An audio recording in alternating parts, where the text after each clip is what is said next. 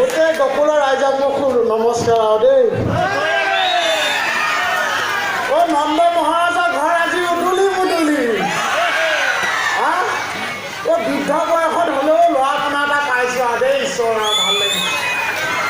এতিয়া মানে মহাৰাজৰ ঘৰত ল'ৰা পোনা জন্ম হৈছে, ইমান অতিথি আহাকে আহিছে, যোৱাকে গৈছে। ভিতৰত এতিয়া ভিৰ লাগি আছে, আপোনালোকো বহি আছে খাবলৈ পাম বুলি।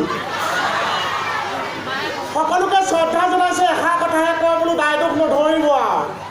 খাবলৈ আহিছে, আহক, আসন গ্ৰহণ কৰক, খাবলৈ কিন্তু মই দিলেহে পাব।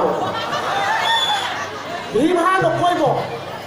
এই মহাৰাজে কিমান তপস্যাৰ ফলত ল'ৰা পোনা এটা পাইছে। মনৰ আনন্দতে ৰাজ্যত যেনে আছে ক'লেই বোলে প্ৰভুসকল মোৰ ঘৰত গৈ পদধূলা এখন দি আহিব। ইমান মানুহে পদধূলা দিছে, ইমান মানুহে পদধূলা দিছে। খাওঁতে খাওঁতে 5-5মান ওলাইছে। মই সকলোৱে খোৱা সভা সকলোৱে মই দায়িত্বত আছোঁ, সকলোৱে মই চকুৰিত কাম দি আছোঁ।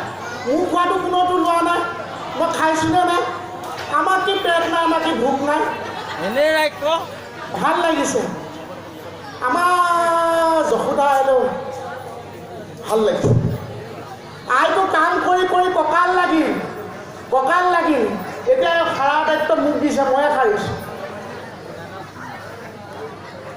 এতিয়া কথা এটা ক'লেও ৰাইজৰ বাকীত বোলে দিবা কৰে কথা লগায়। মই কিন্তু কথা নলগাওঁ, কিন্তু কোৱাটো কওঁ।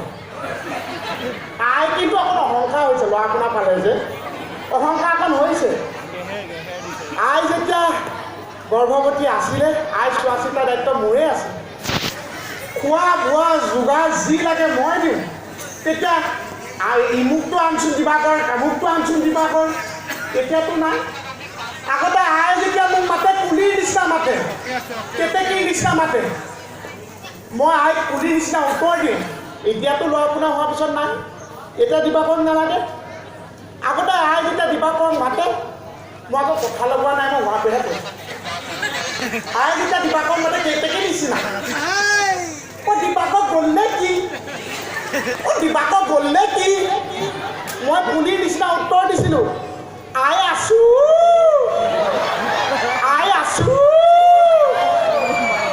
এতিয়া মোৰ এয়া দুৰৱস্থা, কোনেও খবৰ নোলোৱা হ'ল। হ'লেও মই বেয়া পোৱা নাই, এতিয়া মই বেয়া পোৱা নাই যে মই কথাও লগোৱা নাই। মনৰ দুখ কিছুমানকৈ কৈছোঁ আৰু, খাবলৈও পোৱা নাই যে। ৰ'ব তাইক নধৰিব। আই সন্তানটো গৰ্ভত থাকোঁতে জানে আপোনালোকে মহিলা মানুহ, আই মধ্য ৰাতিটো কিবা এটা খাবলৈ মন গ'ল, কুঁহিয়াৰ চুবাবলৈ মন গ'ল। এতিয়া আনি দিয়া মানুহটো মই এই বুঢ়া খুটলিটোত শুই আছোঁ। আই মধ্য ৰাতি আহি কৈছে, দিবাকৰ দিবাকৰ। মই বোলো কোন? বোলে আই কওকচোন এই মধ্য ৰাতি। কৈছে মোক কুঁহিয়াৰ খাবলৈ মন গ'ল দিবাকৰ। মই বোলো এই মধ্য ৰাতি আই মই ক'ৰ পৰা আপোনাক কুঁহিয়াৰ আনি দিম?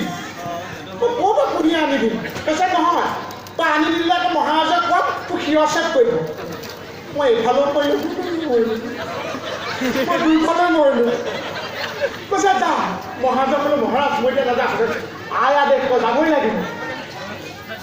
এই জীৱটো এহাতত লৈছোঁ, মধ্য ৰাতি মই ইখন ৰাজ্যত ইমানে কুঁহিয়াৰ আনিবলৈ গৈছোঁ। মধ্য ৰাতি এইপিনে অপদেৱতা পায় বুলি ভয়, ঘূৰি আহিলে আকৌ শিৰচ্ছেদ কৰিব, দুইফালে মৰিব।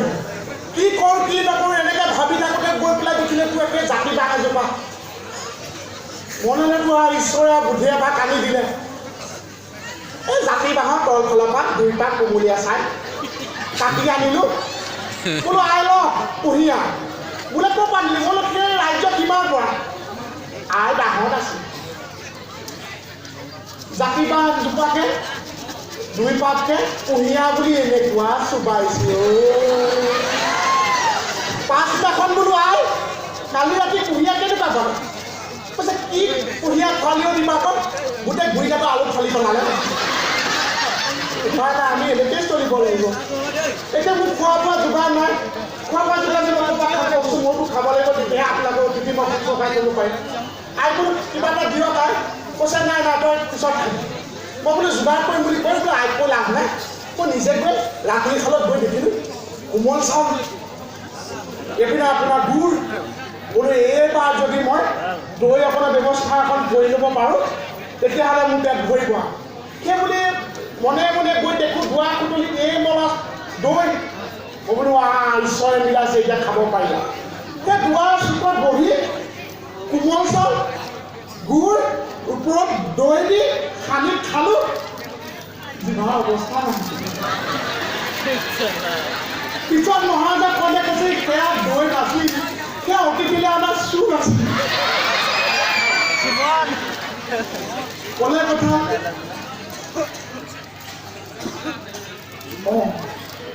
এয়াচোন বুদ্ধি ভগাই দিছে আহক মৰিলোঁ মানে কি